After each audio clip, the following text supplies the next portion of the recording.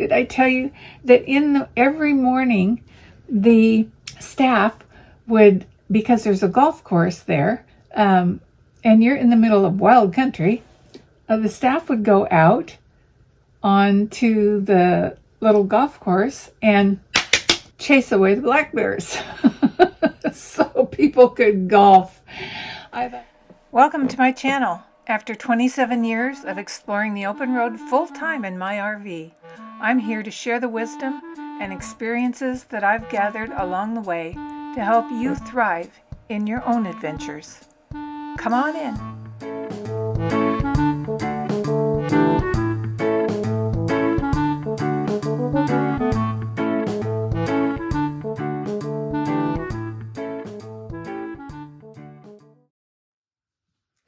Hi there, this is Danny. Welcome to my channel.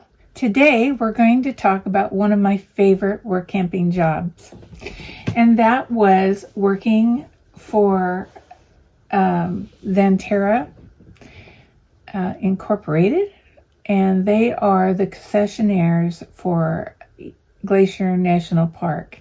I worked in particular in the East Glacier National Park Lodge as manager of their gift shop.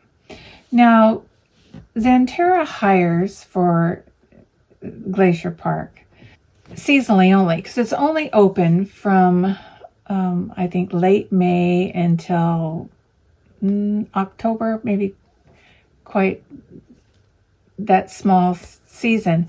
And when they hire you, they ask you if you'll stay the whole time. And I found out why, because a lot of the young foreign people that come to the U.S. to work in our national parks want to go around the country and see the rest of the country. So after a month of working there, they disappear. And so they like to have people that are going to stay and be stable. And they really like us retired people to go in. And a lot of people go there year after year to work in the park because it is amazing. It is, let me tell you about it. Let's see. History. Glacier National Park is located on land that was historically inhabited and used by Native American tribes, particularly the Blackfeet Nation. And they have about 1.5 million acres that are connected to the park. So the hotel and lodge, they work very closely with the Blackfoot Nation. They hire a lot of the young people that come and work in the dining rooms, and I, as a manager of the gift shop, I also hired some young people from there, which had its own challenges. Things like one day nobody showed up for work. Nobody.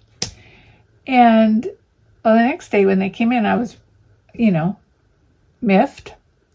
And I said, "What?"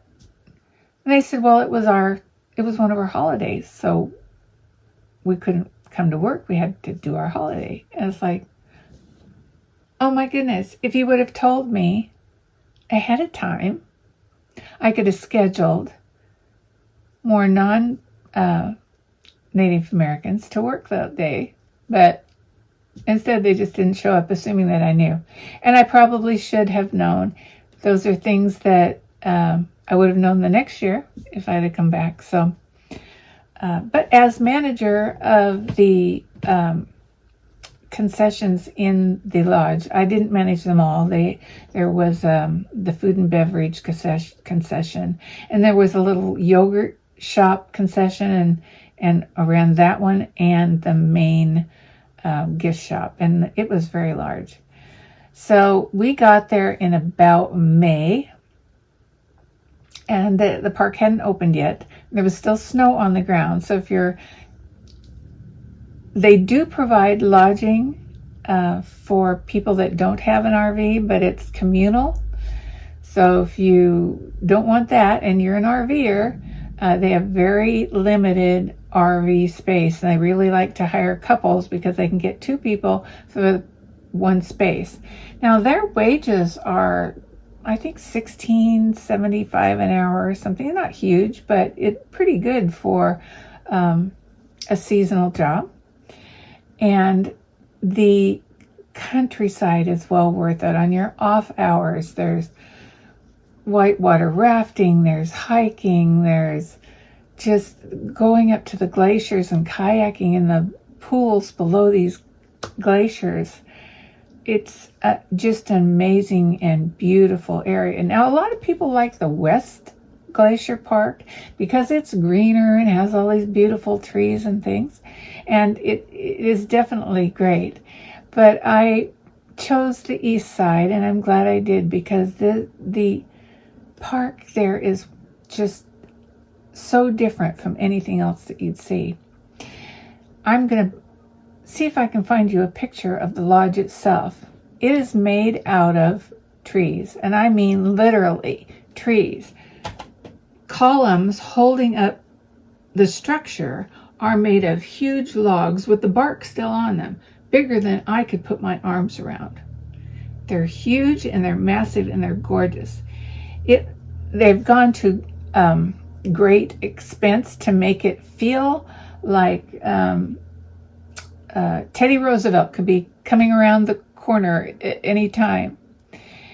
It's massive and it's beautiful. They also work very closely with the Blackfoot tribes to bring in cultural programs, and they put a big teepee on the lawn in the summers so that people can see what's going on. The local, you're invited to go to the local areas, festivals and powwows and things like that.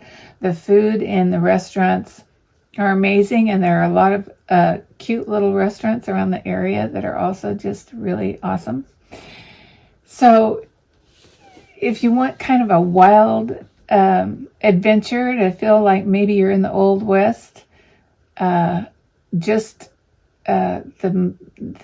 can't recommend it any better. Now, for the job itself, I was the manager of the gift shops. And so my job was to stock I came into the room and it was completely empty. And they had packed away all of the items for their gift shop and storage somewhere.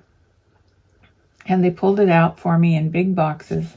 And I had to hang the hooks on the walls, hang the clothing on the hooks, bring out the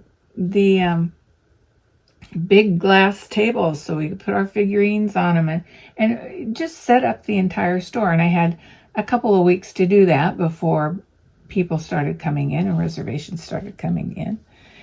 And so it was, plus we had training on, working in the park and that kind of thing. So it was a very busy time of year. There was also a warehouse there that people like to work. The warehouse is interesting. One, you'd have to dress up like I would at the gift shop. People wear their jeans and their sweatshirts, and they're in there. They get orders for big orders of things like sweatshirts and foodstuffs, and they just unpack it all and get it to the right area. The staff there is mostly seasonal. You get a lot of foreign students coming in from Europe that come in to work with you. They stay in the hostel-like lodging, and it's just a regular summer job in a gift shop, and it's wonderful. You get your meals. But they charge for your meals. Charge you something like $3 a day or something for your meals, or at least they did when I was there. Could be more. Some of the other jobs that they have there are, there's always a revenue auditor, and the auditor takes in your sales for the evening, and then they work overnight and do all the books. They are usually working alongside the hotel staff, the lodge staff, which is interesting. If you, the lodge prices are pretty reasonable. The rooms are, well, they're not modern, but you're roughing it a bit when you go there. A tip I will tell you is if you're just going to visit Glacier National Park and you arrive late in the afternoon or in the early evening without a reservation, you're likely to get the room for $25, say,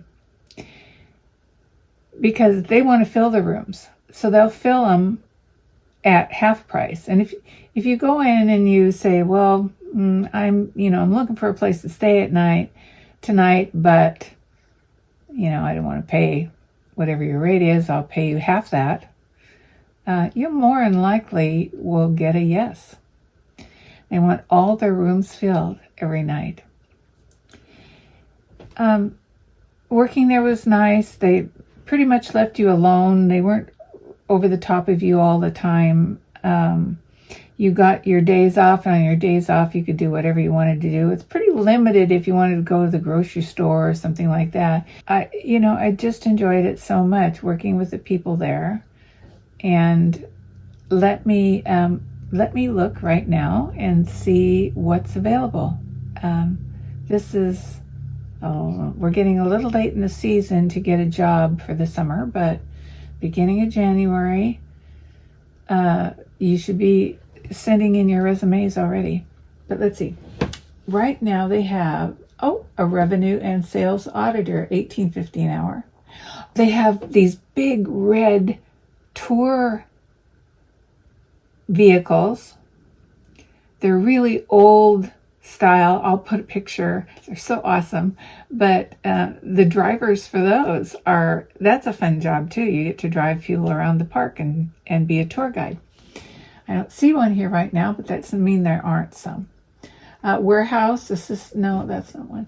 Restaurant manager, needed in Glacier National Park. That pays $3,760 a month.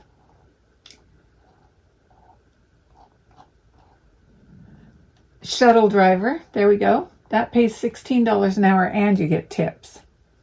Let's see, gift shop and retail food service on the West Glacier, not the East Glacier.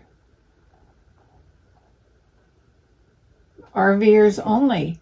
Retail associate, barista at the Two Medicine Camp store. $16 an hour.